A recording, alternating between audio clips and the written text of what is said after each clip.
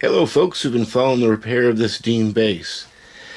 At the last episode, part 2, I had used a fret rocker and found out that there were some high frets. And I said my next thing I wanted to do was look at it up close and see if I could see any fret separation from the wood. And so I've got this, well, you guys have probably seen these big magnifiers before. Took this big magnifier and used it to look through over here, check all along the fret edges, and I couldn't see anything raised up.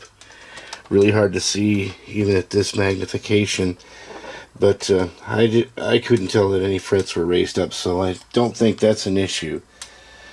So with that in mind, I had to kind of punt, and that may be good news or bad news. I'm not exactly sure which yet. We'll see what happens. But what I've been doing is putting oil on the fingerboard. I took the strings off and started oiling the fingerboard, because in some instances when these fingerboards get too dried out, they kind of shrink, and I can definitely tell that this fingerboard has shrunk a bit because the edge of the frets here, I can feel them sticking out a little bit past the edge of the fingerboard.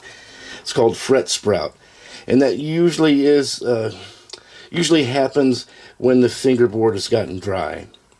So I've been oiling it basically on a daily or bi-daily basis every time I think about it. I'm using this Scott's Liquid Gold at this point for a couple of different reasons. It does provide a nice light layer of oil, but it also gets rid of the weirdness in the wood. I'm not exactly sure how it does it, but where this fingerboard had a real kind of chalky look and sort of some weird discolorations and stuff in it, that Scott's has gotten rid of it, and it's actually making it look much better. It's got kind of a richer wood color now. Instead of being kind of foggy looking and cheap, it's starting to look like a much more expensive fingerboard. So I'm going to keep adding this over the next few days. I don't have the new strings for it yet. Once I get the strings in hand, I'll put them on. But in the meantime, I'm just going to keep trying to oil it and see if I can't plump up this board a little bit. Now, the experts say you should never over-oil your fingerboard, and have to agree with them.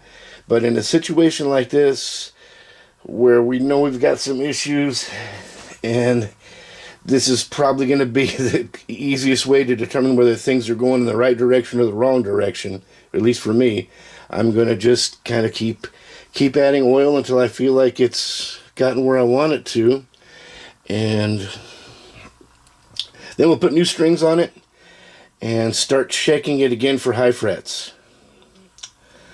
So that's where we are now. Thanks for watching.